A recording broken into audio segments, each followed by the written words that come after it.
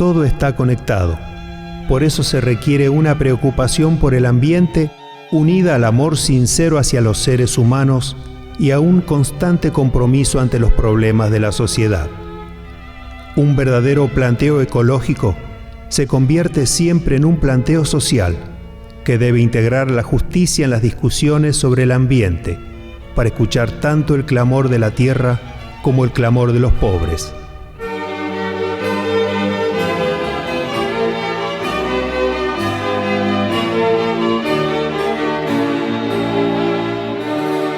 Alabado seas, mi Señor. Capítulo 5. Ecología y espiritualidad. Somos seres religiosos con posibilidad de experimentar otros registros de la realidad que son válidos para interpretar mi propia subjetividad y mi relación con el otro, ¿no? Con la naturaleza, con las personas y también con Dios. De manera que la Biblia y la fe en general tienen mucho para decirnos, porque nos abren un poco el horizonte. ¿Para qué este mundo? ¿Para qué transformamos? ¿Para qué producimos? ¿No es cierto?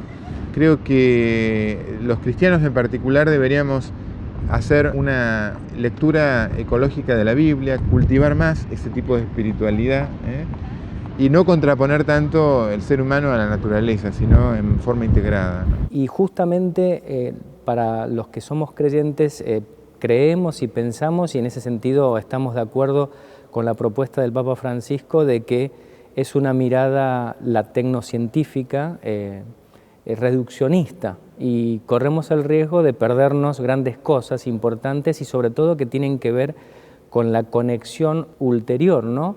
Un aporte importante de las ciencias del siglo XX, especialmente de las ciencias ambientales, de la ecología, es mostrarnos que todo está interconectado. San Agustín decía que es la creación nueva, el signo de la creación nueva.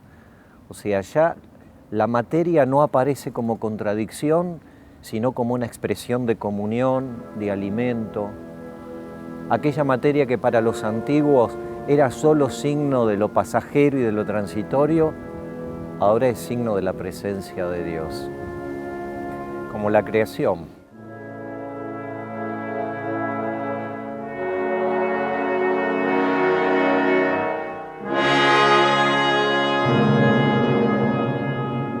El desafío del cristianismo está indicado por la lógica de la encarnación.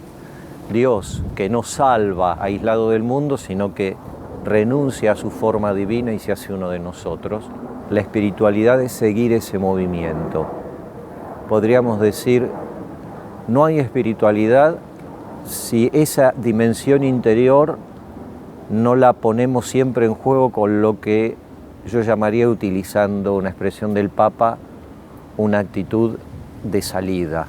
O sea, la espiritualidad es auténticamente cristiana cuando es encarnada. Creo que vivir la vida sin el marco de esperanza que provee la experiencia de Dios, sin esta expectativa del cielo nuevo, sin esta capacidad de postergar, porque de hecho lo religioso o la experiencia espiritual, el contacto con la realidad trascendente te capacita para postergarte felizmente y no vivirlo como una tragedia.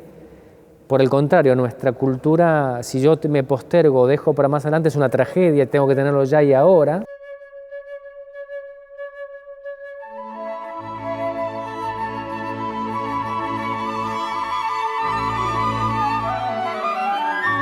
Kateri nació en el estado de Nueva York en 1656. Su padre era un jefe mojac y su madre una nativa algonquina cristiana, educada por misioneros jesuitas.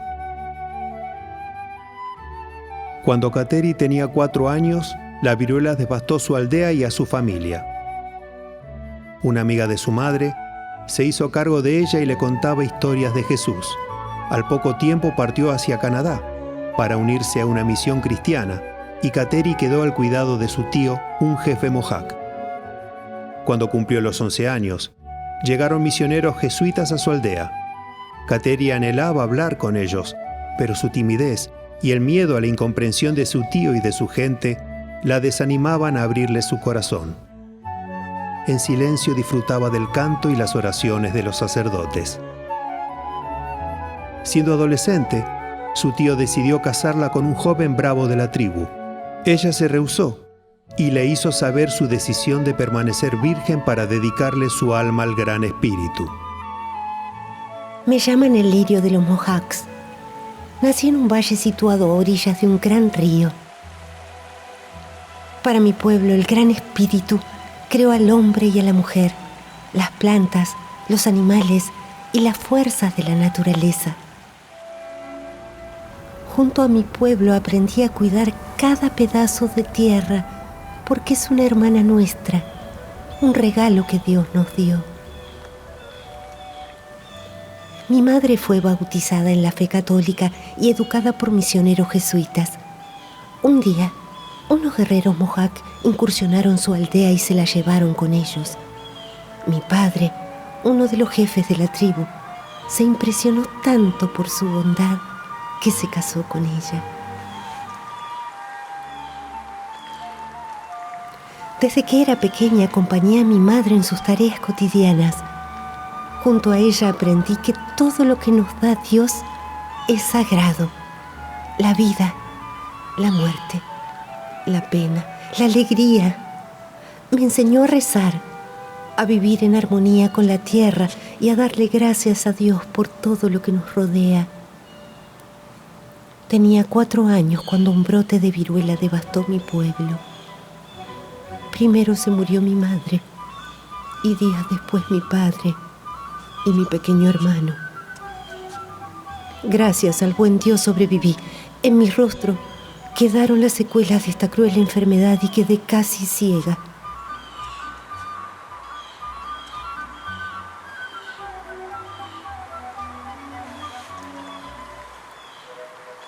Mi casa son los bosques infinitos, las montañas nevadas, los lagos azules y las cascadas.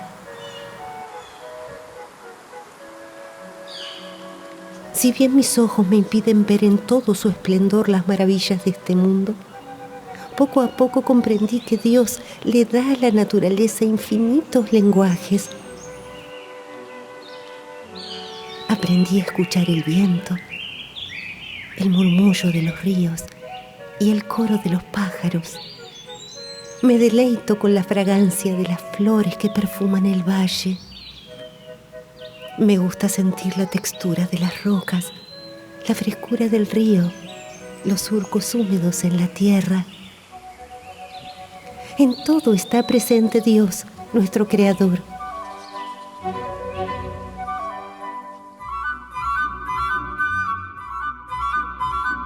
Los mandatos son 2 en el libro del Génesis. Uno es dominar la tierra y otro cultivarás el jardín. Uno señala el necesario proceso de obtener nuestro alimento de la tierra que nos ha sido dada para eso también. Pero cultivarás el jardín significa la responsabilidad co-creadora que tiene el hombre, de cuidar, de proteger, de alimentar la tierra, no solo de extraer de ella. No nos olvidemos de que Francisco, el Papa, es un pastor y escribe como tal, ¿no? Como un pastor de una comunidad de creyentes global y también para otros que no son del rebaño, pero que realmente tienen una preocupación seria y adecuada también y justa frente a lo que le está pasando a la tierra, a la naturaleza y a muchas personas, ¿no? El Papa ha demostrado como un líder religioso que esto es posible, y es posible llevarlo a las Naciones Unidas, ponerlo sobre todo a consideración de los países más desarrollados que tienen mayor responsabilidad. Y me parece que es un camino largo pero posible, donde tiene que ser acompañado ese proceso de todos los niveles. Yo creo que no es solamente una conversación entre dirigentes, sino que es algo que tiene que tomar unas dimensiones sociales más amplias. Francisco justamente comienza ese diálogo con una multiplicidad de actores, de sectores también de la sociedad, otras religiones fuera del catolicismo, y creo que en esa misma línea nosotros tenemos que continuar el diálogo. Así que me parece que el gran instrumento es la educación, la concientización en un sentido amplio y la acción, digamos, la acción en el sentido de tomar conciencia de los problemas y buscar las causas y poner las acciones que haya que poner para solucionarlos. Y eso me parece que tiene una cierta urgencia.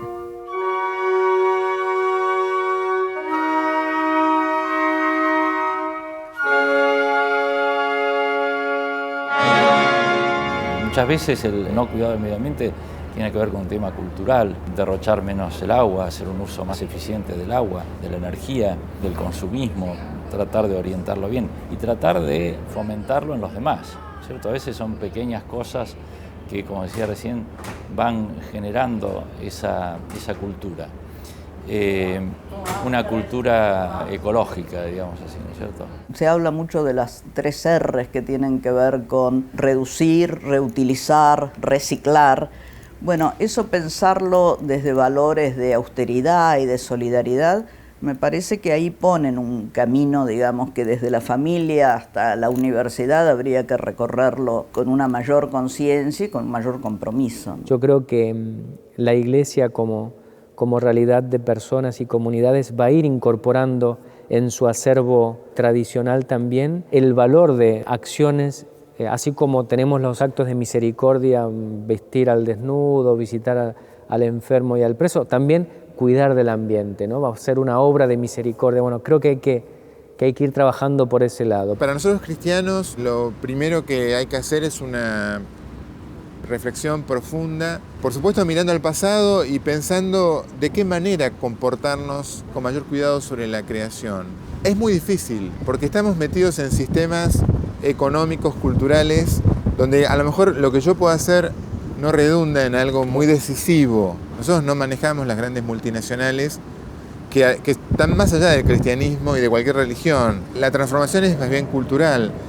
Yo creo que los cristianos y la Laudato Si ayuda mucho en ese sentido, como otras tareas del patriarca Bartolomé I en el orden ortodoxo, y muchos, el Consejo Mundial de Iglesias hace 2 o 3 décadas también comenzaba a hablar de esto.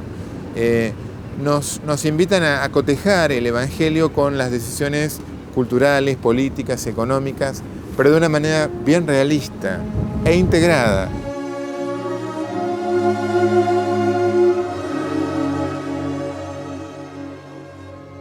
Me parece que la manera es el debate de estos temas, el diálogo y el que los políticos y los que tienen el poder de decidir tomen conciencia a través del reclamo de los ciudadanos.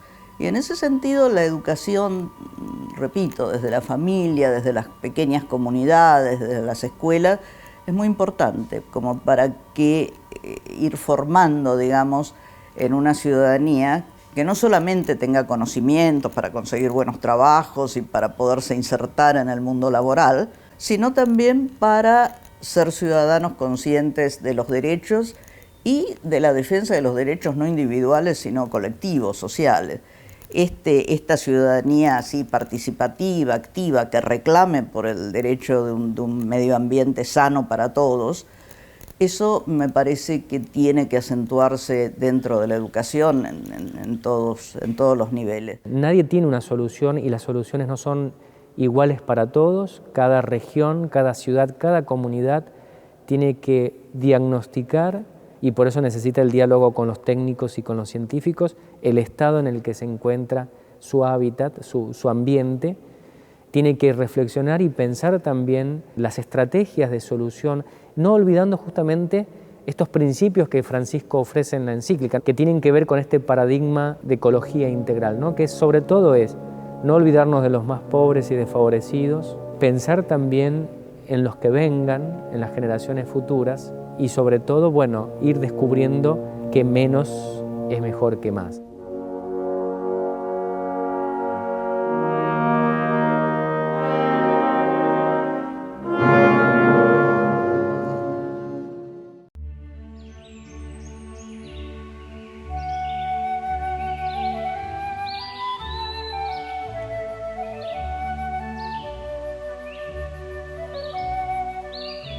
La llegada de los misioneros jesuitas a mi pueblo fue una señal que mi madre me envió desde el cielo.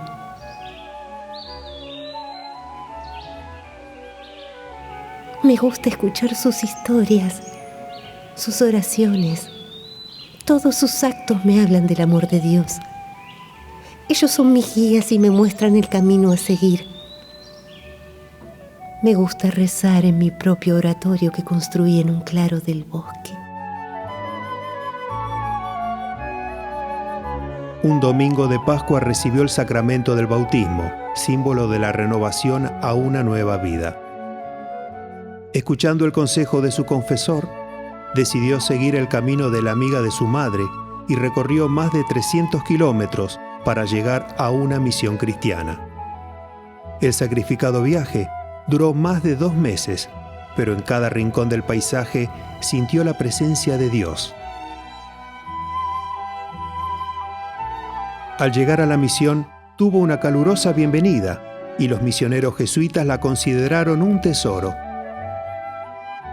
A la gente le encantaba estar cerca de ella y escucharla hablar, porque su alma irradiaba la belleza y la paz de Dios. Me gusta caminar por el bosque rezando. Nunca estoy sola. Él siempre está a mi lado. El Dios de mi pueblo es el mismo Dios del blanco, y nuestra tierra es preciosa para Él. Debemos cuidarla con todas nuestras fuerzas, con todas nuestras ganas, para conservarla para nuestros hijos. Amo esta, nuestra casa, así como Dios nos ama a todos. Si Dios creó esta tierra que es tan hermosa, me cuesta imaginar cómo será nuestro paraíso celestial. Kateri es una niña de la naturaleza, una joven valiente que eligió consagrarse a Dios, viviendo una vida simple de oración y penitencia. En todo momento dio pruebas de fe, esperanza y caridad. Su santidad aviva los corazones de quienes aman la creación de Dios y de los que trabajan por la ecología.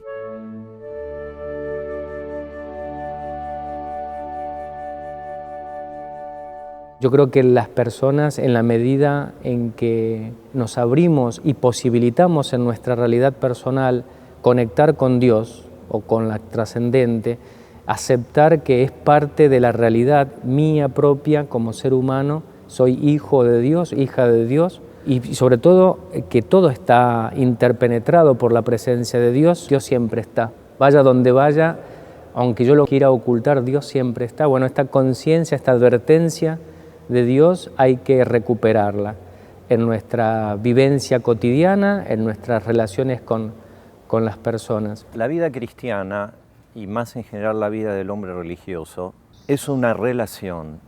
Esto significa que no se resuelve solo en vínculo con uno mismo, ni en el vínculo con las cosas, ni en el vínculo con Dios, aisladamente. De hecho, el mismo mandamiento del amor nos pone no en una simultaneidad, pero sí en una reciprocidad que no se puede separar, el amor a Dios y al prójimo. No nos debemos olvidar que Dios no es solamente una idea. Quizás las ideas de Dios son las que han muerto, se han quedado viejas y atrás. Dios es una experiencia afectiva. Hay que percibirlo con los ojos del corazón y escucharlo con los oídos del corazón, diría Teresa de Ávila, ¿no? Otra santa también. Y sobre todo experimentarlo obviamente en un plano de fe, ¿no? De la aceptación y de la esperanza. La espiritualidad no es solo lo que afecta a nuestro interior. La espiritualidad es un estilo de vida. Concebir la espiritualidad separada del estilo de vida ha sido uno de los problemas de muchas espiritualidades modernas, que han reducido la espiritualidad a la mera interioridad. Entonces la espiritualidad es ver cómo yo evito el tránsito de lo pasajero. La espiritualidad es ver cómo yo puedo sobrellevar las dificultades, y por eso ha habido espiritualidades evasivas, en donde la vida espiritual se resolvía separándose de las cosas del mundo. Yo creo que todos tenemos experiencia en distintos niveles de nuestra vida personal de ese grado de insatisfacción, aunque logremos muchas metas, pero una vez que lo vamos consiguiendo siempre nos dejan como incompleto. Bueno, y esto es todo, ¿qué más, no? Esta experiencia del límite que tenemos y por el otro lado esta frustración porque ¿y ahora qué más, no? Siempre abierto a algo más, tiene que ser para nosotros como esa llave de decir, bueno, ¿y hacia dónde apunta todo esto, no? ¿Hacia dónde voy yo?